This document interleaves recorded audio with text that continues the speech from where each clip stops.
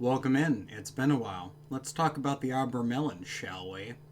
The Abramelin is a ritual that is found in the sacred magic of Abramelin the Mage. There are two versions of this book. They are fairly similar, but there are key differences which makes me believe that they are not the same book. There is two very distinct versions. The first one is the Mathers translation, and the second is the Den translation, both of which have their merits. The Den translation uses significantly older manuscripts, and the Mathers translation uses significantly newer manuscripts that were very different, and there was a lot of things missing. However, I'm going to take this moment and just say this straight out. It is my personal opinion that these manuscripts have very few ties to each other. It is not that the Mathers manuscript is just a newer version of the Den manuscript. It is a little bit more than that. Sacred text link to the Mathers version will be in the description, as it usually is when I cover a grimoire. I own a physical copy of the Den version of the Abramelin, and I have a bone to pick with both of these books. For those of you not up to date on the mythology of the sacred book of Abramelin the Mage, the Book of Abramelin is written by a man named Abraham von Worms, who got this magic from a man named Abramelin. Now, Abraham von Worms is supposedly the person who wrote this book for his son Lamech. We will get to that later. Put a pin in that. We will talk about it. And he is also known in the book as Abraham the Jew. It was said that he wrote this book because he wanted to give his son a form of magic that he could do, because he could give his firstborn son the magic of Kabbalah, and he could not give that to his second son due to Kabbalistic rules. We will put a pin in that as well. Thirdly, the book is you pray from the heart for 18 or 6 months, depending on your translation. 18 in the Den version, 6 months in the Mathers translation, in increasing intensity. Depending on which version you are using, different things are added at different times. In the Den version, you are to begin fasting on, if you are a Christian, Saturdays, and if you are a Jew, on Fridays, the day before the Sabbath. It is said in the book that the Sabbath for the Christians is Sundays, and the Sabbath for the Jews is on Saturday. This is fairly common, and this should be known by most people in the Western world. And in the Den version, you are to begin doing this on the final section. The ritual purification section is actually split into 3 sections itself. There is the first period, the second period, and the third period. The first period, you are praying 1 time a day. The second period, you are praying 2 times a day, and if you are using the Mathers translation for the 6 months, you begin fasting on the day before the Sabbath here. If you are using the Den version, you begin fasting on the day before the Sabbath on the third period. However, in both of them, you were to retreat from the world and kind of seclude yourself, because it is significantly harder to focus on your spirituality when you are going through and dealing with everyday people, because people suck. That's the logic behind it. Now, if you have to do things in the real world, if you have a regular job, then it is written that you can continue doing your regular job. However, if you have the ability to, you should quit your job, at least in the third period, as it is written. Now, important misnomers about this book that I want to get out of the way as fast as possible. Is this book to get your holy guardian angel? Because the ultimate goal for getting the reason you're praying is to pray for the angel, and you pray for the angel really, really hard. You pray for the angel for 6 or 18 months, and God sends you the angel, and God sends you the angel really quickly. There are other grimoires that make it so you can get your HGA in one ritual and talk to them, but it's a one-time deal. Is the Abramelin for getting your Holy Guardian Angel? No. You get your Holy Guardian Angel, but that is not the main goal. Secondly, Abraham the Jew is said to be a Jewish man, and this is supposed to be a Jewish ritual. Is this actually a Jewish ritual? No, it's not. It's not a Jewish ritual at all. In fact, this Jewish ritual is a Christian ritual written by someone who didn't know enough about Judaism to actually be Jewish. So what ended up happening was you have this book, which I'm going to take a moment, and we're just going to analyze for 2 seconds. 2 seconds the names of the 4 demonic kings. However, I will say, before we go into these 4 kings, I would like to mention, the book doesn't call them demons. They are demons, but they're not called demons. They're called the unredeemed spirits. And this makes sense if you know your biblical canon, because these are the fallen angels who became demons and were, cast out of heaven by God. Now, the 4 demonic kings, and I'm going to call them the demonic kings, the 4 kings are Lucifer, Leviathan, Satan, and Belial.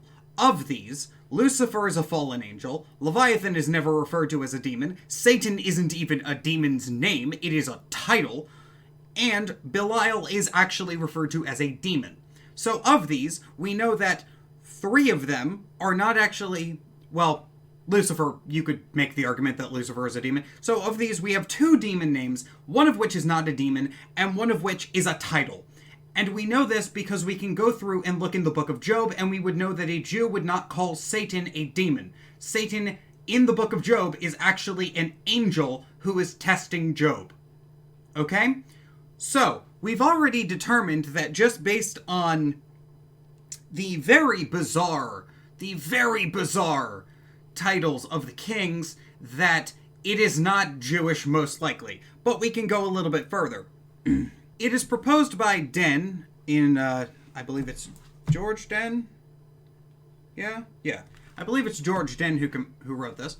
It is proposed by him that Abraham von Worms was actually a person who is very well known in conservative Judaism, known as the Maharil. Which, the Maharil's not a spiritually inclined person.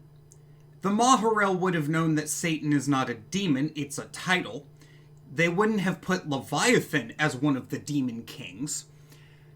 But a Christian wouldn't have, because a Christian who is dodging the Inquisition, because let's not kid ourselves, the Inquisition was going around when this book was published and when these manuscripts were going around. So, if they said that they were a Christian giving this ritual on how to bind demons, right? Because that's ultimately what the Abramelin is for. It's ultimately for getting in perfect contact with your holy guardian angel and making it so that the demons work for you, so that they can't mess with you.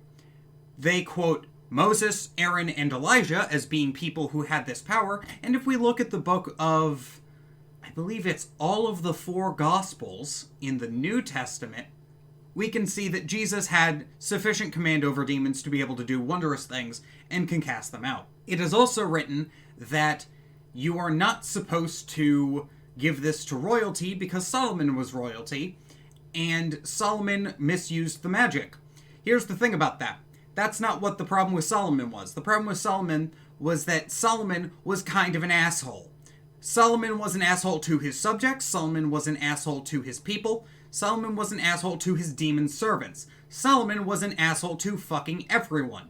That was the problem with Solomon. He was a dick. That's the problem. He was the wisest dick in all of the land, and he was the wisest dick who will ever exist. But he is still a dick.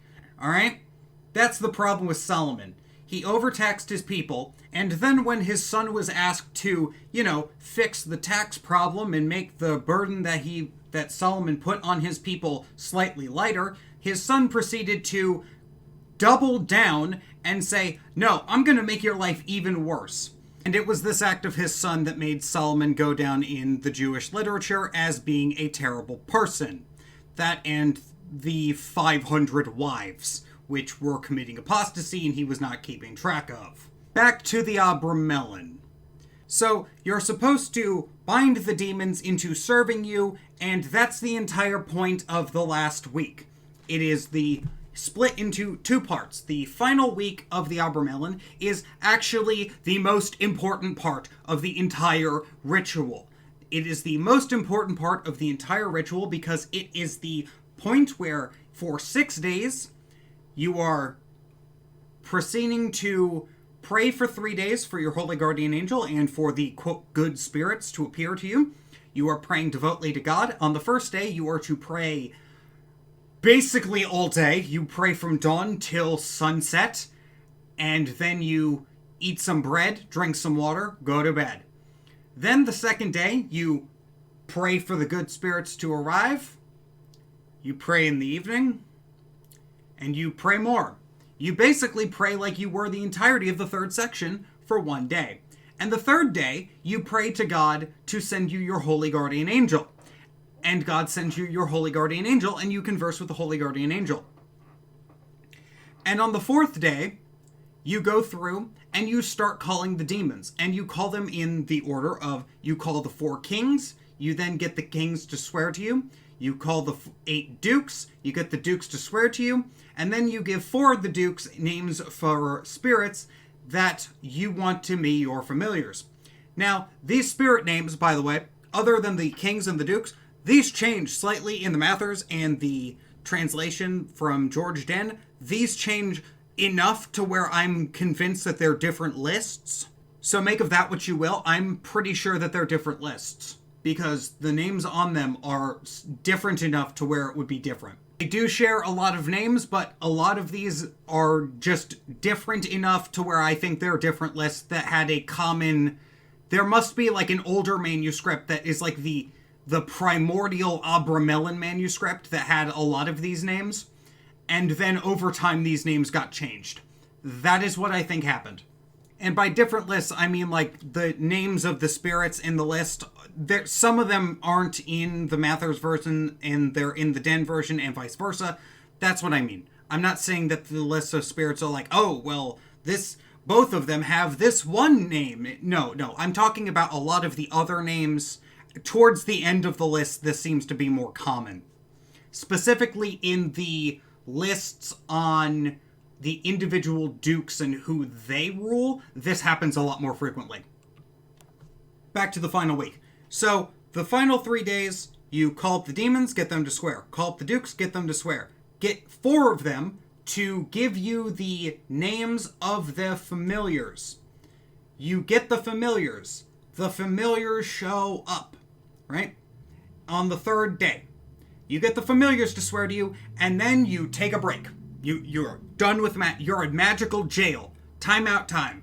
No more magic for the moment, because you just fried yourself calling up a bunch of high-level demons and your holy guardian angel in full Monty mode, which means that you are fried magically for basically a week. You are to take the next week or 2 off from magical situations until your HDA tells you, because you are to talk to your HDA every Sunday. You are to stop, you are to take a break, and you are not to continue with doing magic until the HDA tells you to.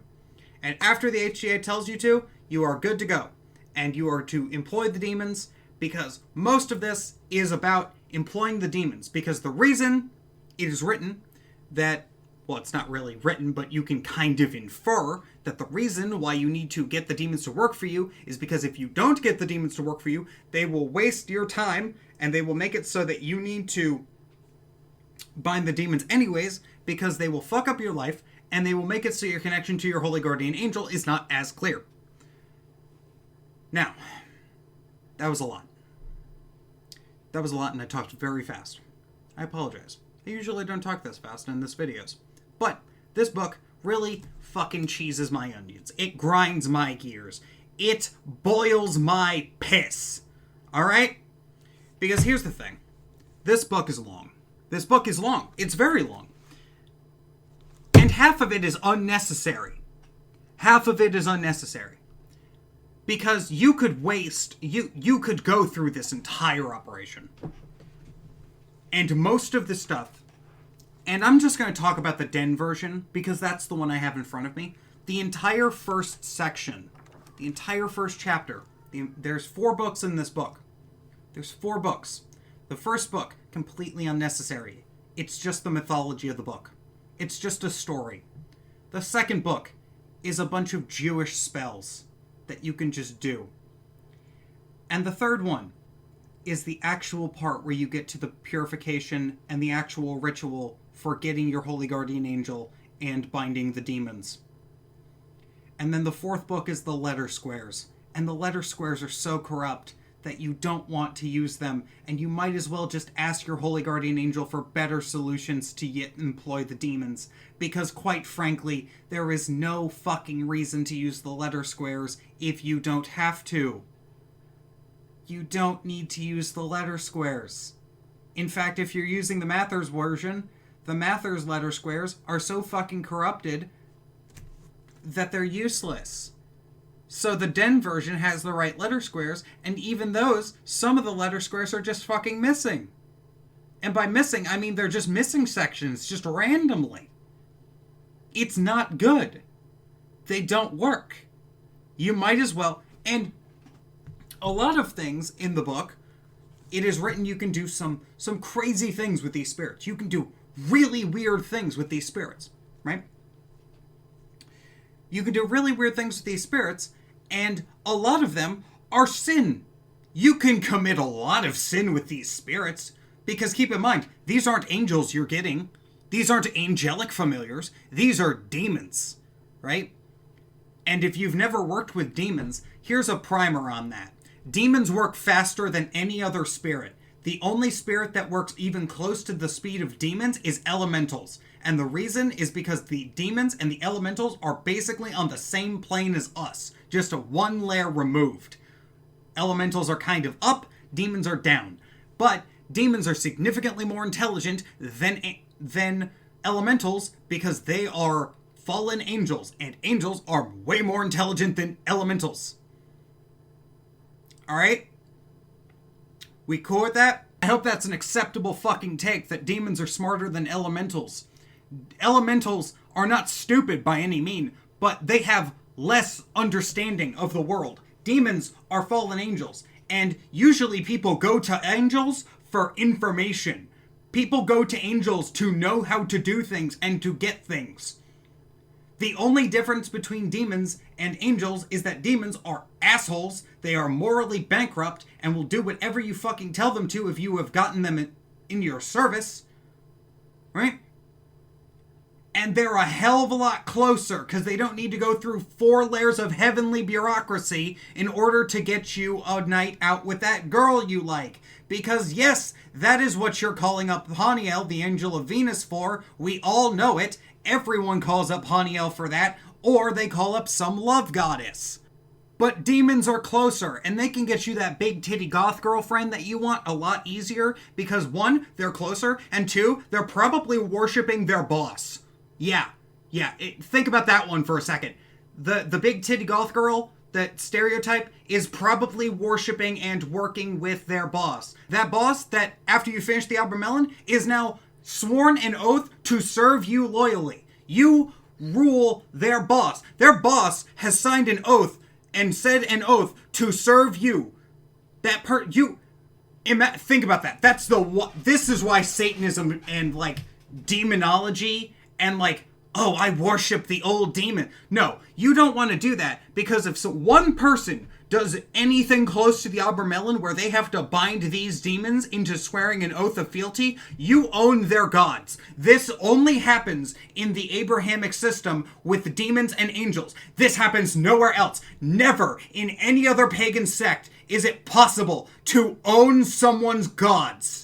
And these aren't gods either. That is the crazy thing. People are like, oh, the demons are actually vilified gods. It doesn't matter. They swore an oath. They serve you now. You've done the Abramelin. You forced they work for you. They work for you. Right? That's what's going on here. Right? Imagine if the Pope is your employee. That's what's going on here. Right? The spiritual Pope of Hell is your employee because and most of the time, if you do this by the book and you say the right things, they want to swear to you, according to the book. You go through, you get them to swear the oaths of fealty, and anyone who's like, oh, I'm gonna sick demons on you, you can literally call up the demon and be like, hey, hey, I know that person tried to do something, fuck them up for me, and they go, yes, boss, absolutely, fucking them up, boss, you the boss.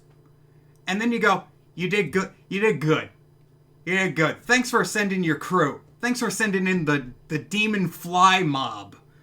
And then they go, thank you, sir. Right? That's what happens, right? You get these demons to swear fealty to, and you still have the angel. The angel is directing and guiding you. You now have the angel who, the book says you can call them up on Sunday, or you're supposed to call them up every Sunday, but there's no reason you can't call them up in the middle of the day. There's no reason why you can't just call them on a Tuesday.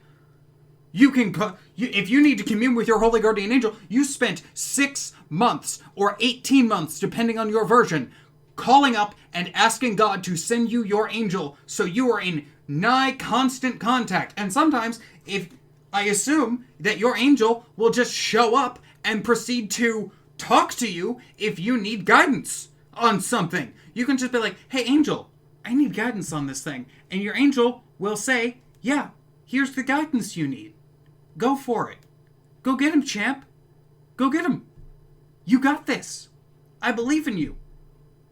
And if you need help, you have 4 demonic familiars. One of them is on call because you set it up so that they're on 6-hour shifts. One from 6 a.m. to noon, noon to 6 p.m., 6 p.m. to midnight, midnight to dawn, or 6 a.m. One of them is on call like they're shift workers. They really are your employees. And you know what? They're cool. They're cool. They're demons. But you know what? I'd rather have demons working for me than working against me. The only other issue I have with this book, and we're going to finish on this note, this book is too fucking long. This book is too fucking long. It takes way too long. And honestly, you could probably finish this entire ritual in 3 months. In 3 months, take a week off to do the final week, you're good. I have been Dave, the Amateur Magus. I have returned. I am back. Welcome back. If you are new to the channel, please subscribe. If you stayed for this entire rant, expect more occult-themed rants in the future. I might start live streaming on YouTube. I haven't decided yet. Let me know in the comments section if you would like that. I'm bored and I want to do things for the channel because I enjoy talking about occultism, especially when I can get fired up about stupid books and how demons can get you big titty goth girlfriends that worship their boss. It's really fucking cool. I'm out.